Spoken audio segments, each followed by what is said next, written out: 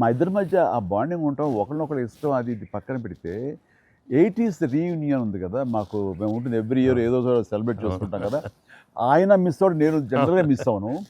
ఆ రోజు ఈవినింగ్, ఒక్క ఈవినింగ్ మేము చేసేటటువంటి ఆ కలిసి మనసు అరమరికలు లేకుండా, ఓ చిన్న వయసు తారతమ్యాలు మర్చిపోయి చిన్నపిల్లలాగా మేము చేసేది ఉందే, అది మా బాండింగ్ని day by day, year after year strength చేసుకుంటూ వచ్చింది.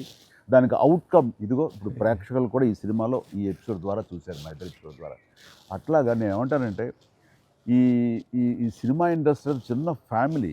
ఈ చిన్న ఫ్యామిలీలో మన మధ్య పొరపచ్చలు, మన మధ్య మిస్అండర్స్టాండింగ్లు, ఈగోలు ఇవేమి లేకుండా ఒక్కసారి మనసుని ఓపెన్ చేసి అందరం నటీనటులు కానీ, అందరు హీరోలు కానీ, హీరోయిన్లు కానీ, మనంతా ఒక ఫ్యామిలీ అనే విధంగా మనం అనుకుని ఏదో ఒక అకేషన్, ఏదో విధంగా మనం కలిసి ఒకళ్ళ మనసు ఒకళ్ళు అర్థం చేసుకునేలా బిహేవ్ చేస్తే దాని ఇంపాక్ట్ సినిమా మీద పడుతుంది, సినిమాలో కనబడుతుంది.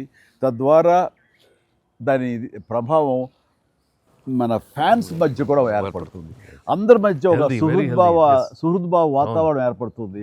అది గుడ్ రిజల్ట్ని తీసుకొస్తుంది. ఇట్లా చూడండి, ఆ మీమ్స్ అనో లేకపోతే ఇవన్నో ఒకళ్ళొకళ్ళు ద్వేషించేలాగా లేకుండా హాయిగా ఉంటుంది. దానికి ప్రధానంగా హీరోస్ మధ్య కానీ, నటీనటుల మధ్య కానీ, వీళ్ళందరూ ఆ యొక్క వాతావరణం ఏర్పరచుకోవాలి మనం.